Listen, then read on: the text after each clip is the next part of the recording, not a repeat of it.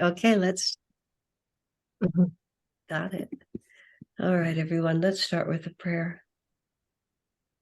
Heavenly Father, Divine Mother, friend, beloved God, Jesus Christ, Babaji Krishna, Lahiri Mahashaya, Swami Sri Yukteswar, beloved Master Paramhansa Yogananda, saints of all religions, dear friend and guide Swami Kriyananda, humbly we bow to you all. Help us to feel your living presence, that we may receive not only thoughts and ideas, but the vibration of your consciousness, that we may be transformed, lifted above our everyday preoccupations, into the awareness that you are always with us, that we are always in your light, that we are always surrounded by your love. Make us joyous, willing instruments of your love to all. Om. Peace. Amen. Let's have just a very brief meditation, a few moments of silence. You'll have the chance to ask questions toward the end of the satsang, so open your heart to see if there's something you would particularly like to learn, that I may be inspired to speak the words on your behalf, or that the question may come to be offered later in the satsang.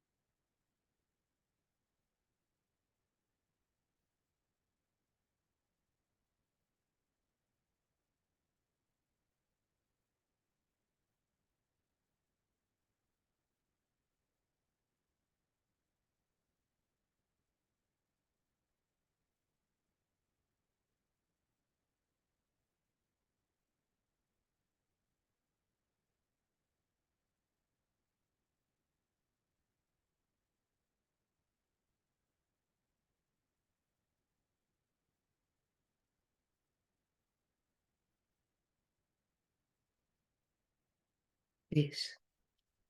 Amen.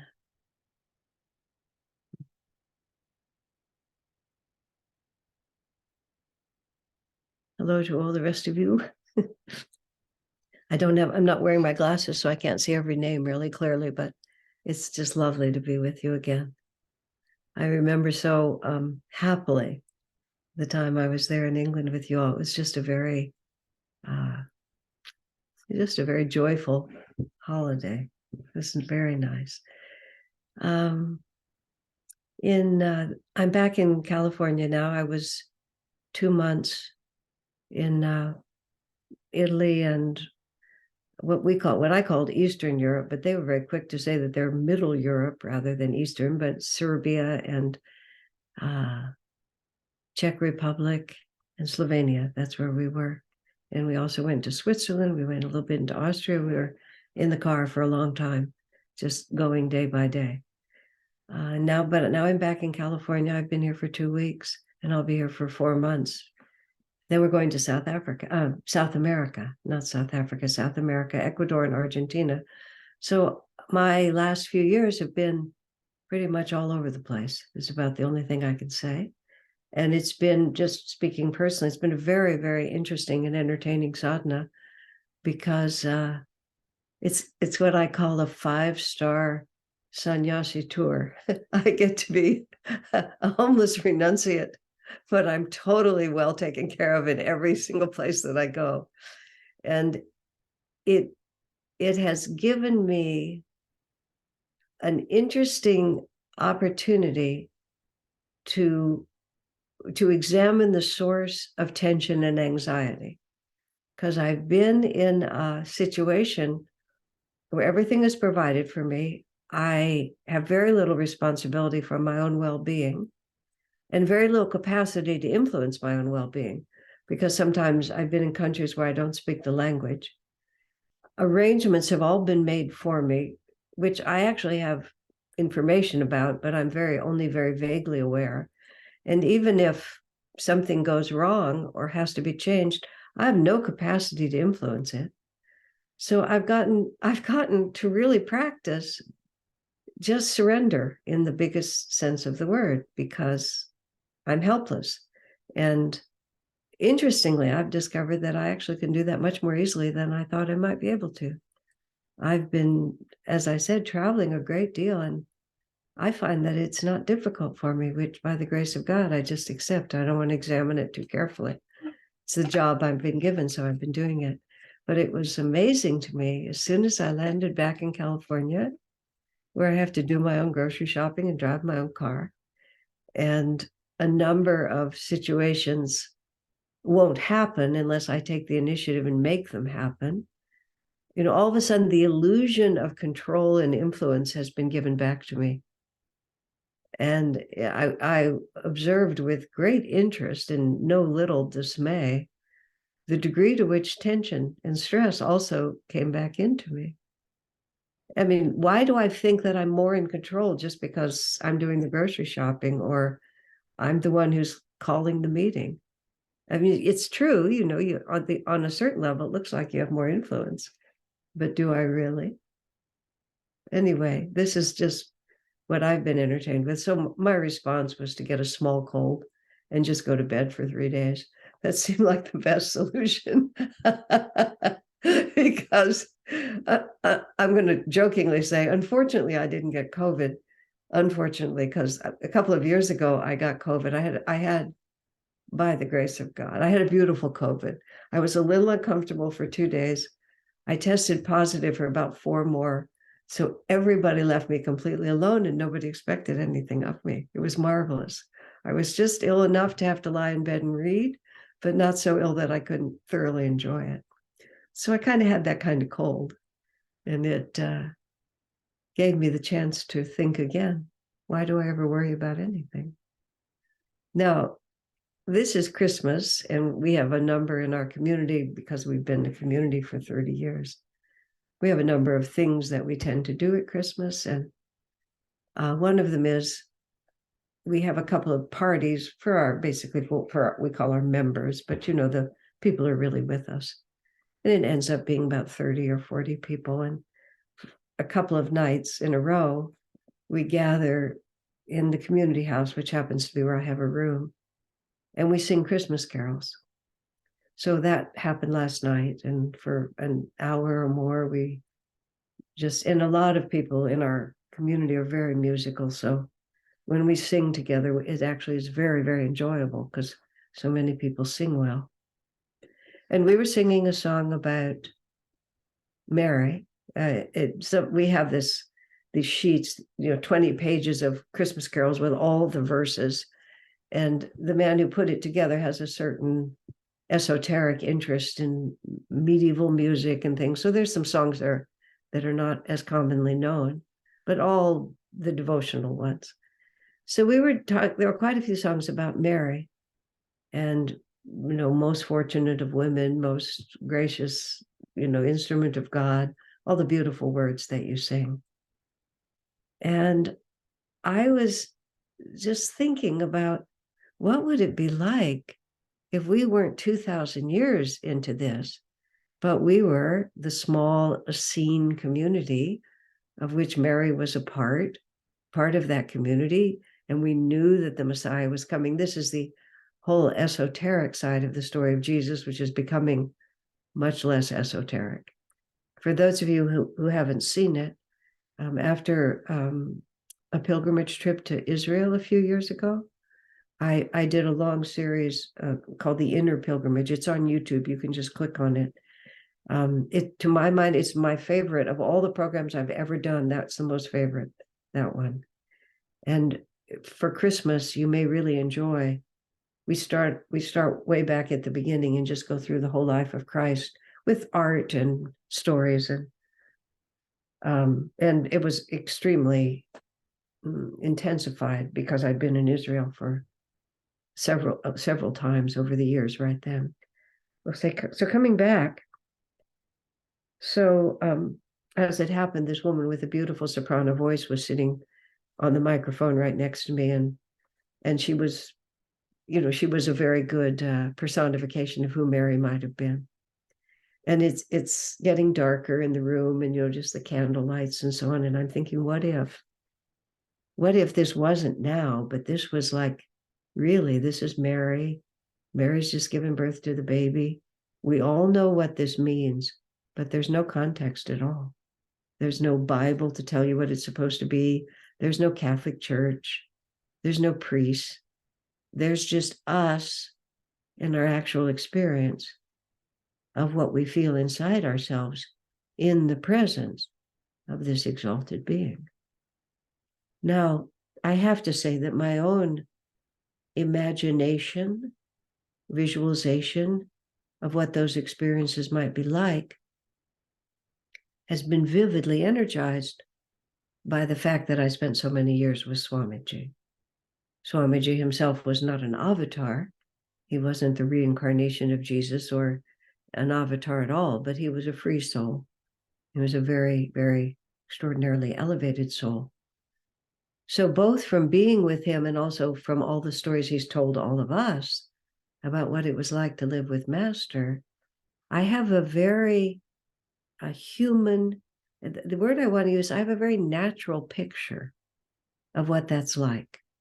What happens to us, you see, is that when you read it in the Bible, and sometimes when you see it portrayed in art or in literature or in film, sometimes it's good, but often it's not. Often it becomes mythology, or someone projects what it must have been like without actually feeling it. I want to put a piece in here which is important for us to think about. A number of years ago, Ananda discovered in India. I say Ananda because, we all keep in touch with each other, as you well know. And so there was this sadhu that someone met in above Badrinath. Badrinath's the very holy shrine, about 11,000 feet in the Himalayas, dedicated to Babaji.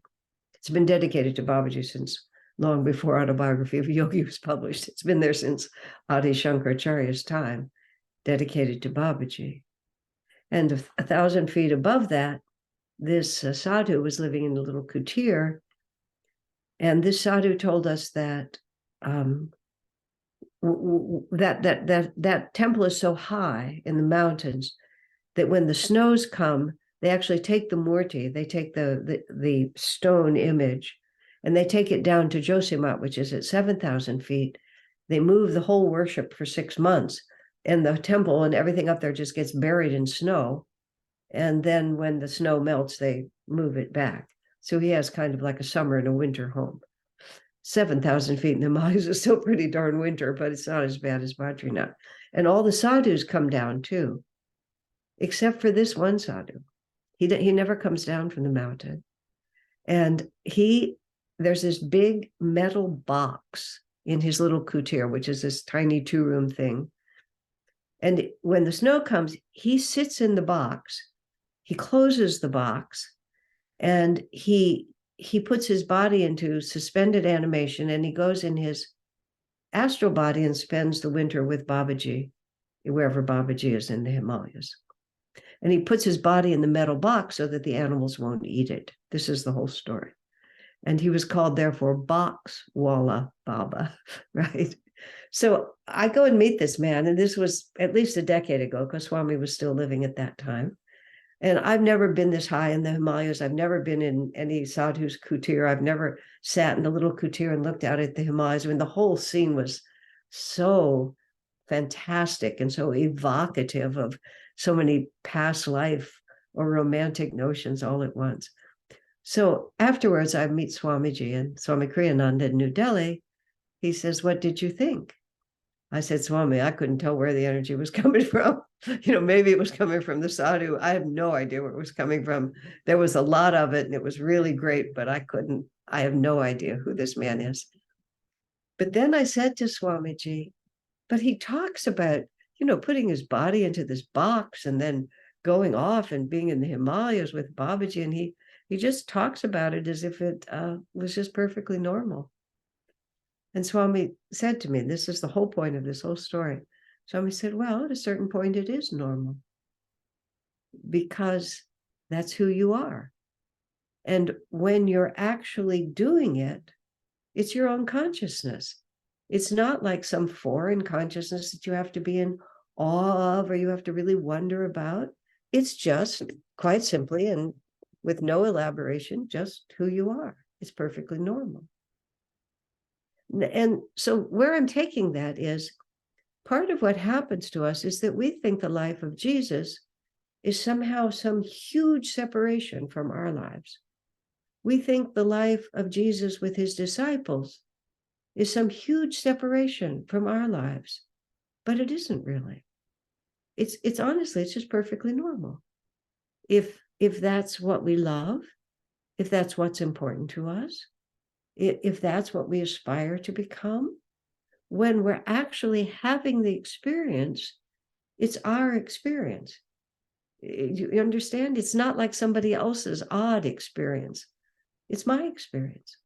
And oddly enough, or let me say notably enough, it feels more like we feel more like ourselves than we do at any other time, because this is really who we really are. And also there's this element which gets lost over time, which is when an avatar descends to the human level, when a great saint incarnates, they actually incarnate. They're not bad actors.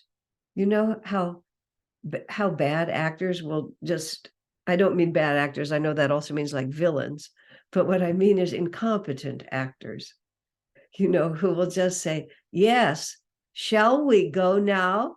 Is this the time when we should leave? Would you like to come? Oh, yes, that will be fun. And nobody, even for a second, is convinced that this person means it. And then you see other actors who they're completely lost in the part. You don't feel anything except that this is who this person is. So when a master, takes human form, they really take it. Yogananda tries to explain this, and it's very hard for us to explain because it's not normal to us. But he says it becomes who you are. You fully incarnate, is the words I mean. He said, what good would it do if you didn't? If you were really just play acting the whole time and didn't really have a human experience, but were just pretending, what kind of a lesson would that be for us? The way I thought about it at one point, and these are just images to try to get the picture across. I have a friend who's incarcerated. He's he was in maximum security prison. Now he's in a less secure prison, but has a lifetime sentence, and no amount of effort on his part has ever gotten him out, and he's not going to get out, unfortunately. So I visited him. He's unfairly incarcerated, but at this point it's his karma, and that's what it is. But I visited him when he was in maximum security prison. I don't know if any of you ever had that experience. It's an unusual one. You go through all these airlocks. They open one gate, you step in, you're in a nowhere zone. They close the gate behind you before they open the next one. You go through all these stages. So by the time you finally get to the visiting room, you're just like, you feel like you're in a middle school cafeteria. I mean, except of course that the adults standing around the edge are carrying guns, which makes it a little different. But nonetheless, you're just inside. But there's no way you're walking out on your own power. There's no way you're just going to turn around and leave. So and then you have to decide how you have to behave within the prison, to do your time appropriately and eventually be released. And that's what I realized the avatars do. They enter with us into maximum security prison, in which they are bound by the same confining rules that bind us. But they're innocent. The difference between us and them is that they're innocent and we committed the crime, which is to say, we have delusion. We have unfinished karma. We have delusions that still confuse us, and they're perfectly innocent, but they're still incarcerated. So it's a little bit easier for them to have a good attitude because they're not as confused as we are, but we're all putting in our time together under the same conditions. And it's normal. This is life. This is what it is to be a saint or to be with a saint or something like that. So whenever I read the Bible, from the very beginning, and hear stories about Christ or read the esoteric, Edgar Cayce and many, many others right now. There's a Swami Nirmalananda who has a website called Original Christianity, Original Yoga. The acronym is OCOY, Original Christianity, Original Yoga. Not everything on that website can I vouch for, but a tremendous amount of it I know is true. And Swami Nirmalananda, is a man of great integrity. So, and he says, and I believe him, he's done a great deal of esoteric research for this. But so when I read these stories, like speaking of Mary being part of the Essene community and all of this is even common knowledge. When we were on pilgrimage in Israel, our extremely Jewish host just spoke of the three existing groups at the time of Jesus's life: the Sadducees, the Pharisees, and the Essenes. And that was just the way it was. And the Essenes, with all due respect, is us.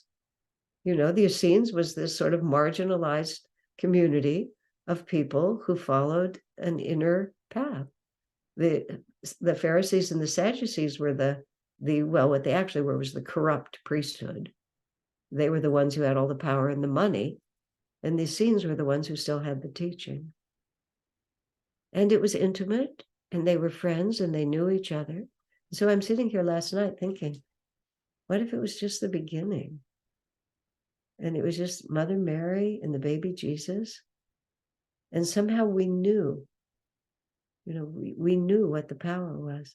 Well, of course, we're there right now with Master's incarnation, with Swami's incarnation, with your community there, with my community here. We're this tiny marginalized group of people who are living on the margins. My favorite appellation for myself is lunatic fringe, but meditation is becoming a little too mainstream. When I started, we were really the lunatic fringe, which I still prefer. But you see, for us, it's normal. And so what is the limit of how it feels normal? Just to be thinking about God and to know that Christ is really with us and that Jesus is as much present now. There am I, he said, Where two or more are gathered together, there am I in the midst of them. Master said that means when two or more thoughts are focused on the presence of Jesus, there I am. And he's not with us, like the crash of cymbals and thunderbolts and trumpets. He just walks into the room like your mother, because he is your mother, like your father, like your brother, like your baby, because that's how close we are. And he's just a best friend. We have 5 masters on our altars, and the fun of it is, over the course of a long lifetime, different ones of them become more your companion for a period of time. I used to sleep, this was way back in the early 70s. I lived in a little trailer, and where my bed was at one end of the trailer, which wasn't far from the other end of the trailer, I have to say. But anyway, and the length of the bed was the width of the trailer. So this is a very small unit that I lived in, but it was everything I needed. And my bed, there was a sort of a shelf up at the curved part of the camper thing. And one night, for no reason, I had 5 pictures, the 5 masters up on the shelf like that. And one night, the picture of Babaji flipped off the shelf and landed right on my heart like that. I mean, the other 4 unmoved. Babaji just jumped off the shelf and hit me in the heart. I thought, maybe this is a message, like, how dense can you be? Maybe I'm supposed to pay attention. So I tried, for a period of time, just to be more conscious of it. And Jesus comes and goes in the same way in our lives. I referred a few years ago I went to Israel 4 times in about 3 years, just culminating with a month and also leading pilgrimages there. Jesus has always been extremely real to me. I would not be surprised to have it verified that I was there in some context or another. I definitely was not anybody who would be known by history, but you don't have to be known by history to have it change your destiny. But whenever I think and read about the story of Jesus, I can feel it as normal, if that makes sense, which is to say that I'm not afraid to call it my own. There's in the Gospel of John, there's a fascinating thing that John does there. He refers to himself as the one whom Jesus loved. Somebody, well, it doesn't matter, but I think that's such a beautiful way for him to say it. And when you think about it, what a completely guileless and childlike and egoless way of referring to oneself. I'm the one whom Jesus loves. He doesn't say I'm the only one who Jesus loved.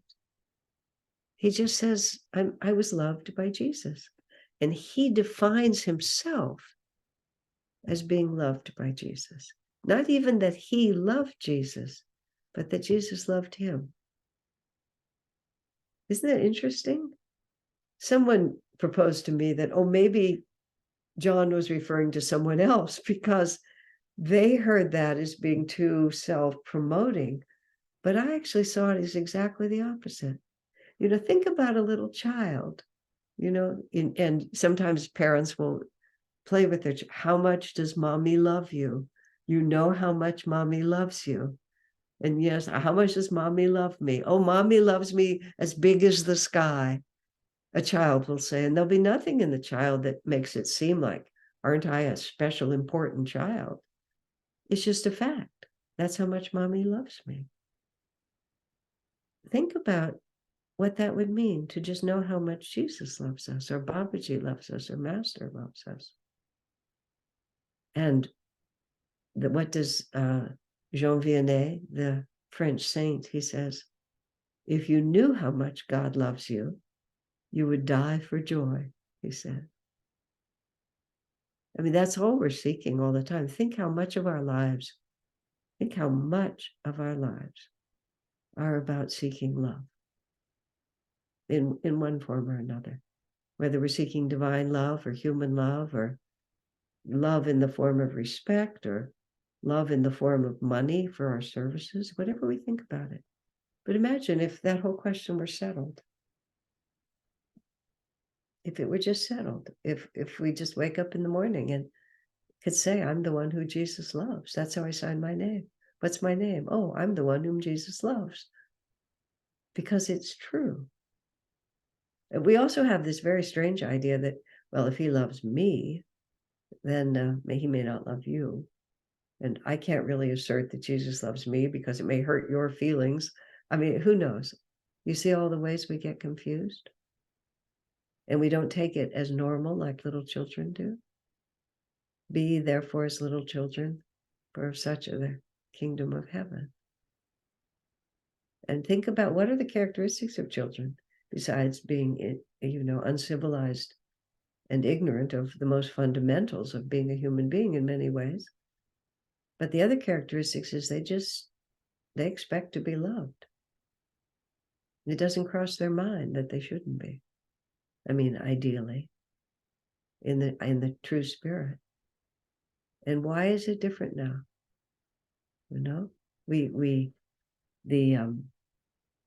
Our experience of the dynamic flow of the Master's love for us. I mean, Master's love for us, all the Masters is what I mean.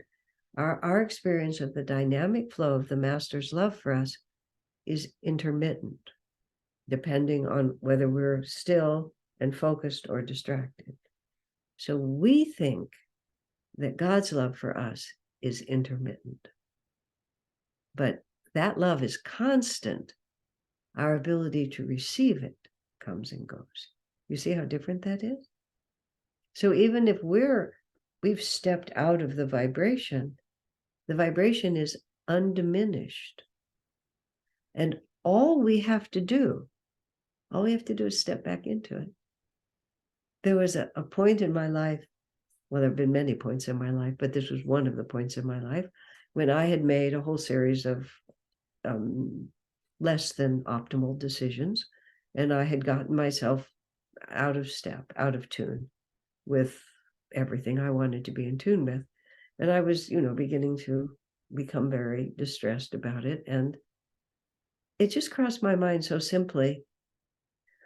I walked out of where I should be, and all I have to do is turn around and walk back in.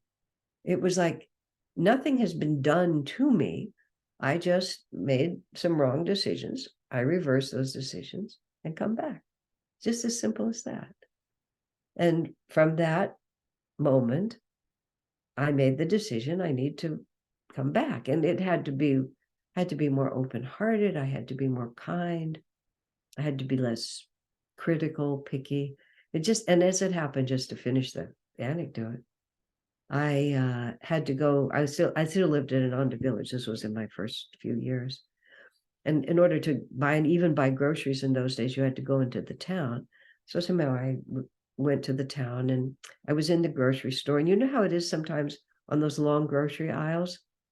You can see someone at the end of the aisle, but they haven't seen you yet. And you can decide, I'm going to pretend I didn't see them because I don't want to meet them. Well, it was just exactly that. I saw this couple there, and they were among the people that I had decided not to like. This was among the decisions that I had been making, is that I was dividing the world up into those who were acceptable and those who were unacceptable. And they were on the wrong side of the ledger for me.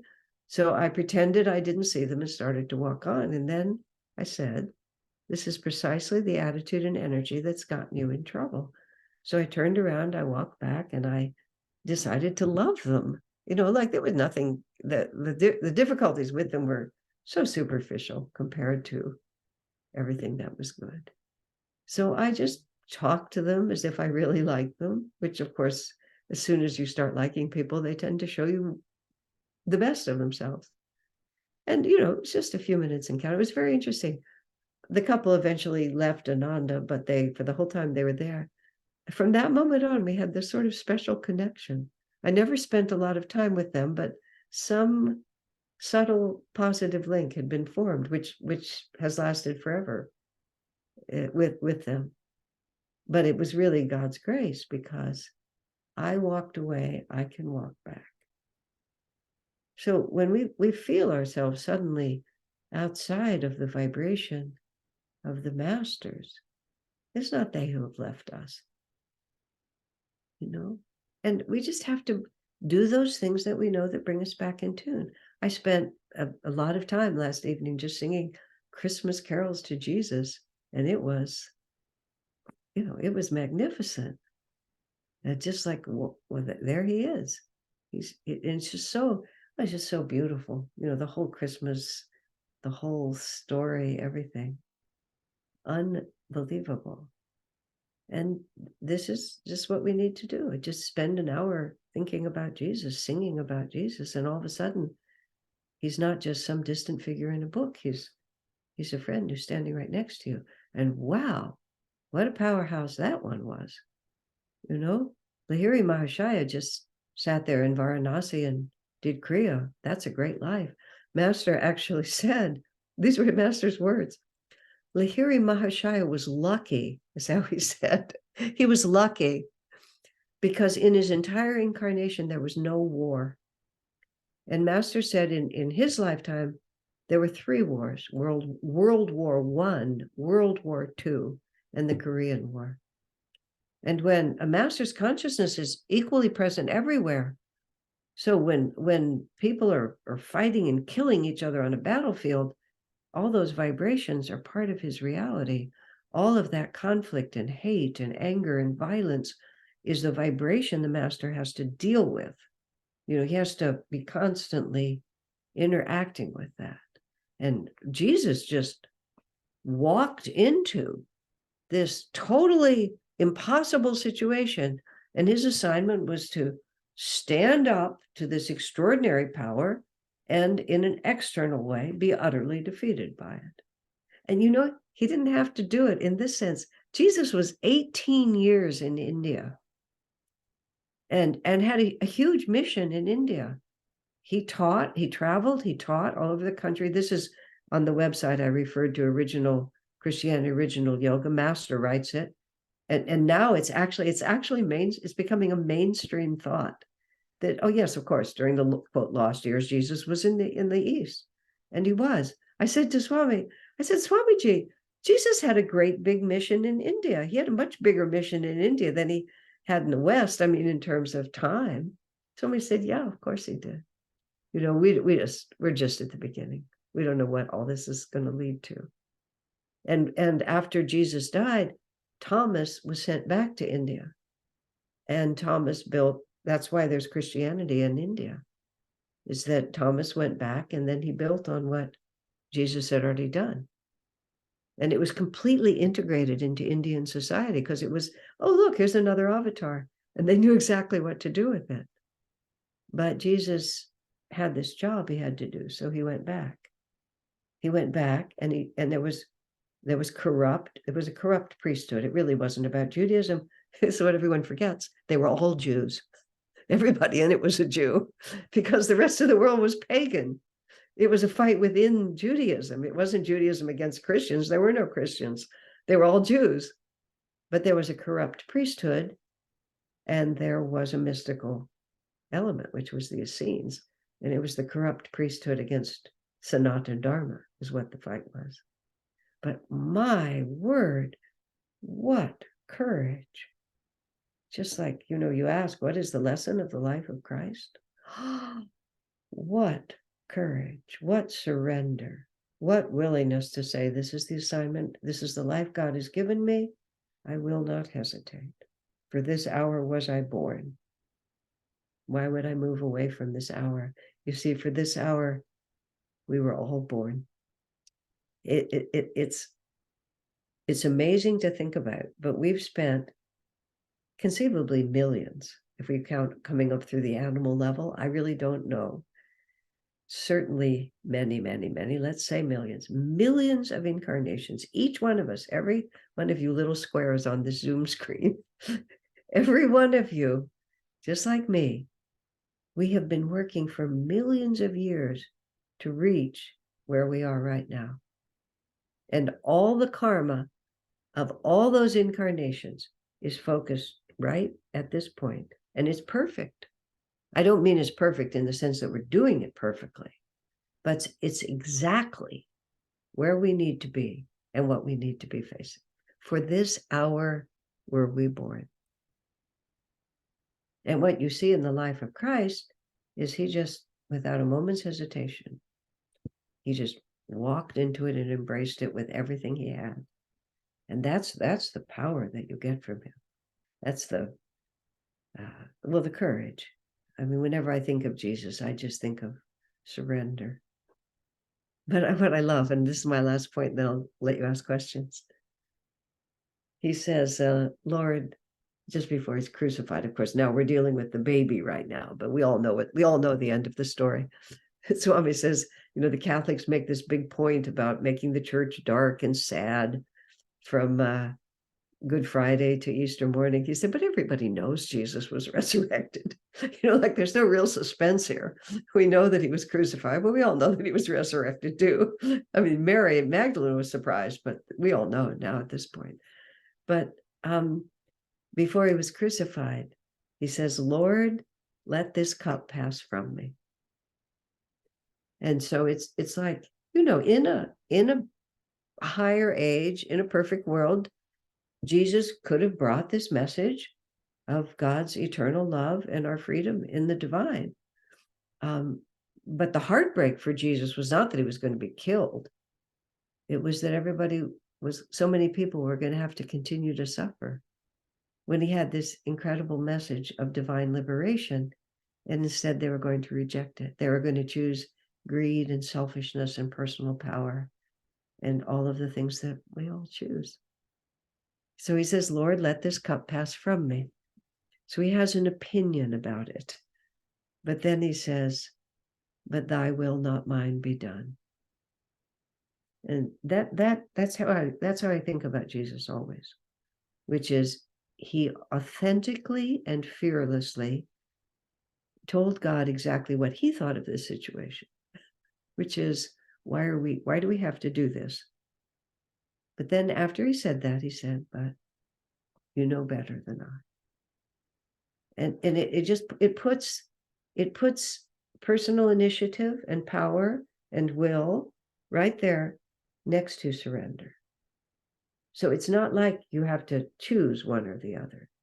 It's that they actually work perfectly together, which is I give it everything I have, but just like the Bhagavad Gita says, but it's nishkam karma. But my common sense tells me it would be awfully nice if it comes out this way, and I'm going to do everything I can to do that. But I know who's in charge, which brings me right back to where I started.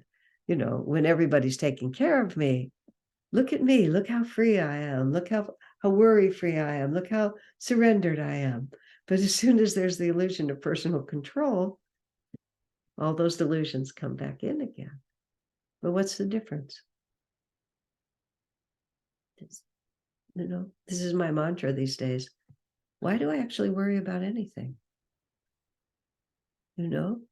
Jesus was crucified, but we all know he was resurrected in the end. I mean, how bad can it be?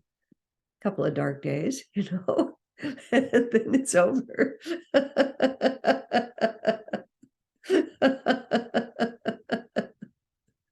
All right. Do you have Oh dear. Do you have any questions?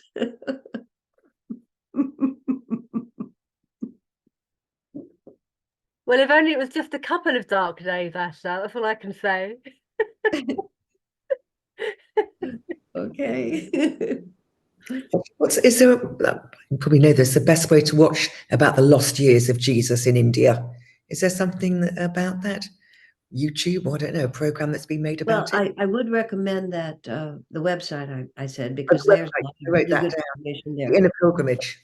Let me just my own thing, the inner my own story, my own telling of it is pretty comprehensive. I brought a lot of things together, and there's also several books out The Lost Years of Jesus. And there's several films. If you just, in fact, let me get this clear. There's a lot of films. That's what I was saying about this is becoming mainstream. Okay. But I haven't bothered to keep up. The Mm. only ones that I know are like 40 years old. Yeah. And some of them are cheesier than others. Yes. But the basic truth is pretty much agreed on, because there's only a certain number of sources, and people are basically getting from the same sources. Yeah. So yeah, so if it seems cheesy, just keep going on until you find one that doesn't. And when you find a good one, let me know, because I'd like, I've never seen one that was so good that I really wanted to recommend it, but I would see ones that were interesting. I've seen a few. I haven't seen many. Yeah. Good Thank you. question.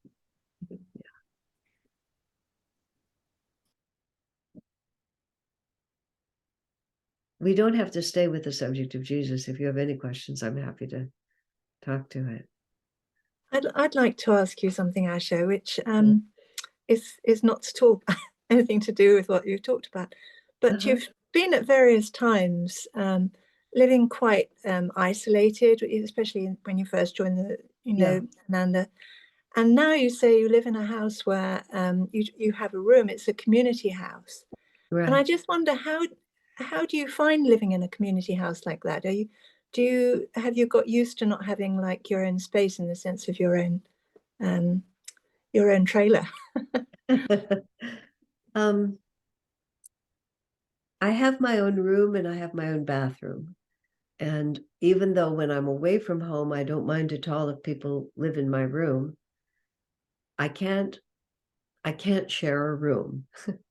And I don't like to share a bathroom, but I will, So I'm sort of saying that's my bottom line. When I was much younger in Ananda life, 25, 30 years ago here, I had a friend who always had guests in her house, always had people around. Sometimes we'd give up her own bedroom and sleep in the living room. And I remember actually literally saying to her, how can you live like this? It seemed absolutely unendurable to me to have people around like that so much. And I don't always live that way. Sometimes there's just constant stream of guests. We don't have many guest rooms in our community, and this house has the best guest facilities. Sometimes it's just constant. And I remember to myself, and I said, but now it seems normal to me. I think, however, when I was writing Lightbearer, especially, I had to go into complete seclusion in order to write that. And a lot of that time I was up in this house on the Canadian border in the middle of Washington State. Our friends, Anand and Kirtan, who live in Assisi, they actually have property in a little cabin up there. And I stayed many months in that cabin over a couple of years. And for all that time, there was no Wi-Fi, there was no telephone. The nearest neighbor was at least a mile away. You could see them, but total isolation. I absolutely loved it. I just adored it. And when I used to live up in Ananda Village, I swore I'd never move out of the woods. And then Swami sent us to Silicon Valley. I've been here for 36 years. How does one do it? Well, when I first moved here from the woods, it was very, very hard. I just thought everything out my window was hideous. And the traffic, which was nothing, there was no traffic, but it existed. The fact that we actually lived in a rented house for a while. Look, I'm living in a rented suburban house in Palo Alto, one of the nicest suburbs in the world. And the landlord gets a gardener to come in to cut the grass. I'd been 16 years at Ananda Village. And I look out my bedroom window, and maybe 4 feet out my window, there's a man mowing the lawn. I don't know his name. I don't know his family. I don't know his children. I know nothing about him, and he's 5 feet from my bedroom. And it totally shocked me. It just shocked my nervous system. And then I realized, this is crazy, Asha. This is how most of the world lives. You can't become so delicate, that you just, can't do it. So part of it is I realized this is not strength. To be this oversensitive if I'm a spiritual person, I should be able to just be myself with magnetism no matter where I am. So I realized that I was misdefining spirituality. Spirituality is not oversensitivity. Yes, of course, you should be conscious and aware and feel the energies, but to be so vulnerable to them was a complete misstatement. I should have so much inner magnetism that the world conforms to me, or I don't care. I just move through it. So I started thinking differently, just focusing on strength instead of focusing on weakness. And then here's the last part. One day I realized, living in Silicon Valley, that this is where God wanted me to be. And if I myself chose another environment just because I preferred it, I would not be happier. And that was the real turning point. Yeah. And then gradually, like sort of once I began to define spiritual strength as the ability to stay in the vibration that I choose and not always have to be batted about like a ping pong ball by the vibrations around me. Now, that has to be balanced with a realistic idea of how strong or how weak you really are. You know, and so it's been I develop a little more strength and then I can claim a little more freedom. Not that I just claim freedom, but am destroyed because I'm walking to environments that just eat me alive. So I've gone like this with it, you know, until I find myself living quite happily in circumstances that I watched my friend live in that I thought were unlivable. And how I got here, I don't know. I think I just didn't quit. You know, I just, every time there was an obstacle, I tried to solve it in an upward direction. The other thing, but the other side of that, which is very, very true, and I have very strong and I don't have any trouble asserting my boundaries. I don't have any trouble saying, I'm done. I don't have any trouble saying, well, you all just continue the party. I'm going upstairs to my room. Good night, you know, or just, or calling a friend and saying, these guests are coming and I can't host them. You have to come over here and host them. You know, I'm not even going to be home. You take care of them. I don't do that unless I need to, but if I need to, I don't hesitate. So and all of that, I have to say, these are hard-won battles. These are things that I've figured out over decades. These are not things I was born with. So they're more clear to me because I know how I got here. And now it's normal to me, just like it was normal to my friend, you know? Now it just feels normal. Although there are days when I occasionally think, wow, it would be nice to be somewhere else. But apparently God's listening because he's taking me somewhere else a great deal of the time now. Careful what you wish for. Yeah, be careful what you wish for. Exactly. Oh, that's really interesting. Thank you. That's brilliant. Thank you. Can I say Yeah. something there? It's so interesting, Asha, because we're thinking about community house and somewhere we can serve together. And my experience is that the less we have to worry about, the freer we are to serve. And I just see it in Assisi when I was in a different stage of my life. I was living near Ananda, but we had this house with 2 apartments and all this land, and I was spending my time making apple juice, which is very nice.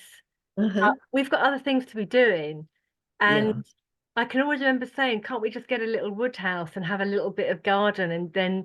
And at the time the person I was living with was not into that at all. And anyway, I'm back here in England now where I'm supposed to be, and I think it gives such an inner freedom to not have to worry about too many belongings. It bothers me. I can't wait. I live on my own at the moment. I can't wait to get, and it has been a community house where I live. I've had loads of people coming and going and it's been great, but I'm ready to move into that next stage of sharing the space. And if you'd have told me that a few years ago, I'd have been no way. But my values have changed and all I want to do is serve this work. And if that means living in a community house, and it was you that when you said that last year, when we met, in the UK, and you said I live in a community house, and I thought, what do you mean by that? And it's really stuck. So yeah, I just wanted to comment on that because it's so poignant to where we're at the moment and what we're. I should make it clear, just so you know, this house that I live in was built as a single family house, and it's the only single family. The community that we live in is mostly apartments, and it's not particularly luxurious, but it's adequate.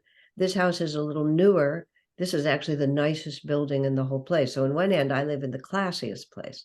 It's a single family home, 3-bedroom house, 3 bathrooms. It was well designed for this purpose, with a nice living room, nice kitchen. It was built to have community parties, but it's not huge, but it's very spacious. 2 of us live here full time. It's myself, and I have a full-time roommate who is the son of people that I've known since before any of their children were born. His parents were very close friends of mine, and I used to stay with them a lot. They lived in another city before he was still in the astral world or in his old body. So he's 50 years younger than me, but I've known him and his family forever. And as it happens, we're extremely simpatico and we're very good friends, but he works in the high school, I work, blah, blah. So he's a very good friend. We're the permanent residents. And then we have one guest room where people just move almost all the time. We have somebody, coming in, and I have some control over it. It's not a hotel. It's like not everybody, strangers don't stay there. I'm not running a public retreat. Yeah. But Ananda being global, what it is, us being one of the main international airports, everybody who comes from everywhere comes through. And so I'm hosting all the time. So it's not quite like I'm living with 12 or something like that. No. But now I realize I could, as long as I could shut my door. Yeah. Shut my door. I say that, and I think, I wonder if the day will come when I could leave my door open, but I'm definitely not there. That's a fact. And it's having the space big enough downstairs that you can host things for the community and stuff like that, which is what we're, Have any of you all ever been through this house? Nalini, have you ever been here? No. Everybody who's from Europe ends up coming through this house because they land in San Francisco and we bring them over here. Okay. So sometimes I look I'll come though, Asha, I'm happy to come. Okay, sure. Sure. But it is Swamiji was always wanting us to be more communal. Wait, that's not the right word. He thought it was a waste of time for everybody to shop and everybody to cook and there's so much mundane at the same time. And I have to say this, the fact that these are apartments and everybody can shut their door, have their own meals, have complete privacy, and then open their door and then be with other people is one of the things that makes it work. Because after all, we are yogis. And people really like to be able to control their own scene. And so I think actually the kind of apartment living we have is the best, where you have a totally self-contained unit if you want it, but because of the way this is built, as soon as you open your door, somebody else is going to open theirs and you're looking at each other. Or we have a courtyard and you stand on your balcony and you're looking across the way. I can stand on my balcony and shout over to my neighbors here. I have a very loud sneeze inherited genetically from my mother. So in the summer when my windows are open, I can sneeze and I'll get an email from people who live over there and they'll say Gesundheit. I mean, that's really where we are. Not in the winter, but in the summer. So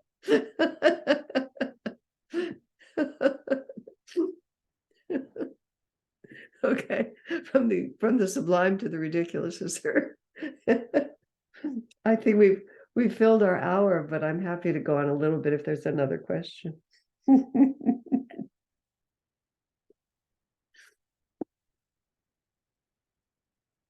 All right.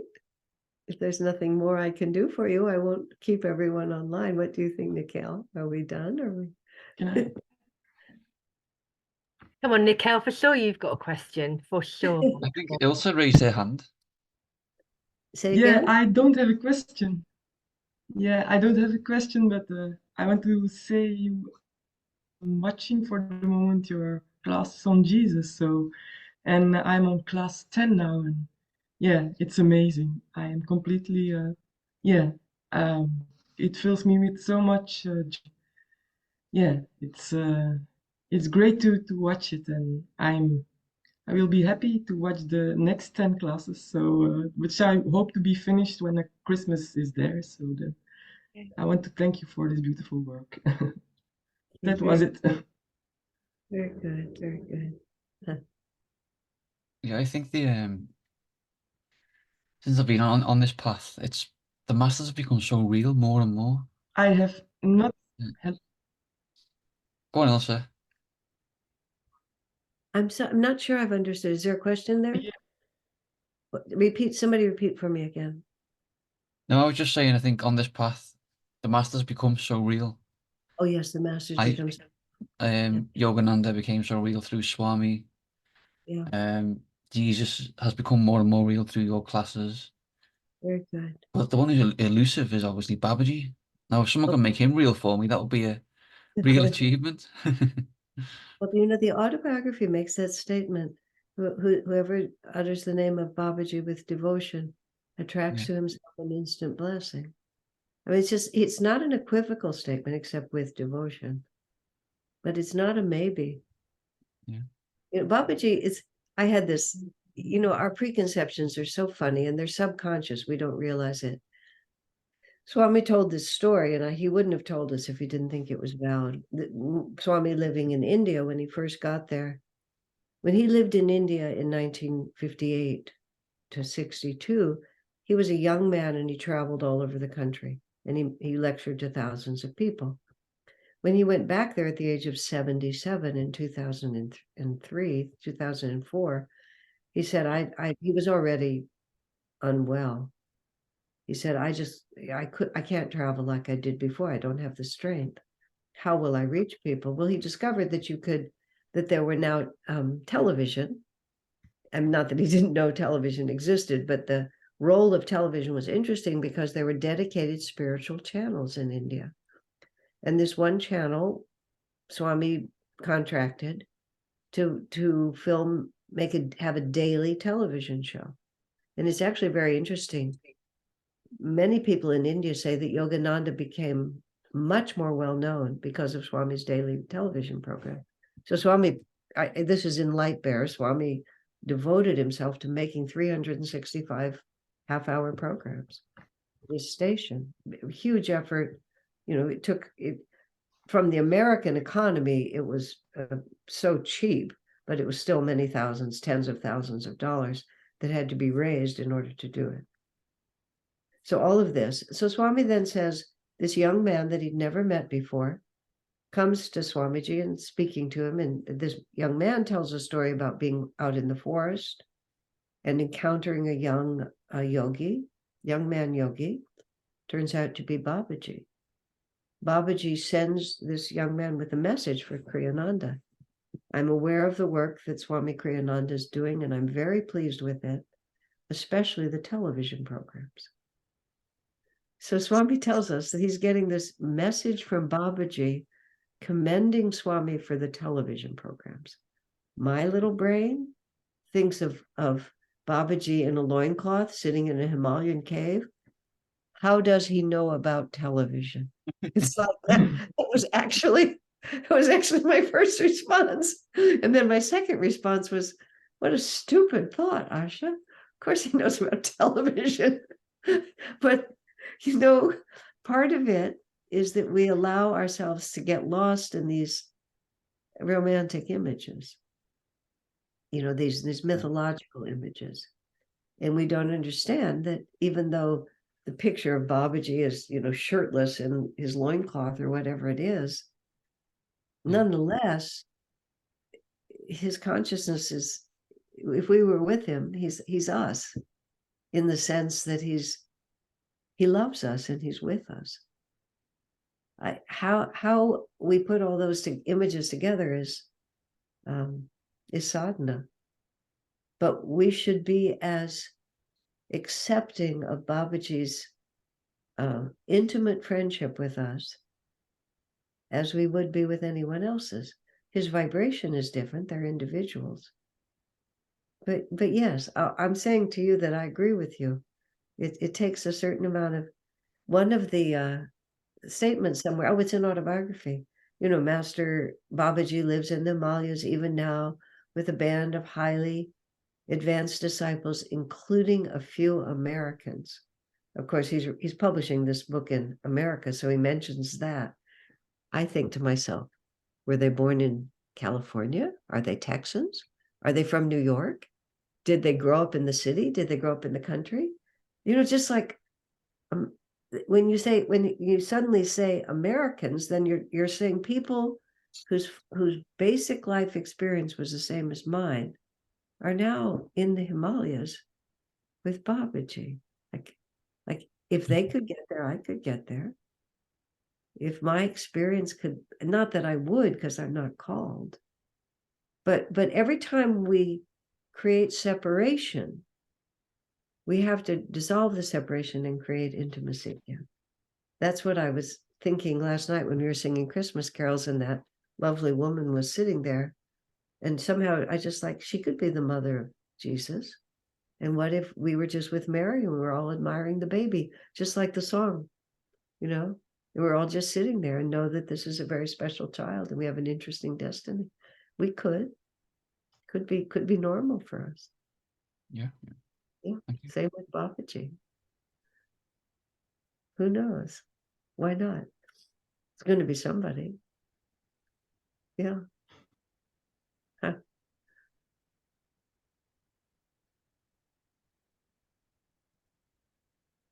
All right. Have we done it for the evening? Okay, great souls. Thank you for your company. Thank you, Asha, for your time. Oh, great Thank you, job. Asha. Thank you. Thank Great you. to see you. Lovely to Thank you see so much. Thank you. Thank Thank you. you. Been Thank great. you. Thank Bye. you. Bye-bye. Bye. Blessing. Bye. you, my friends.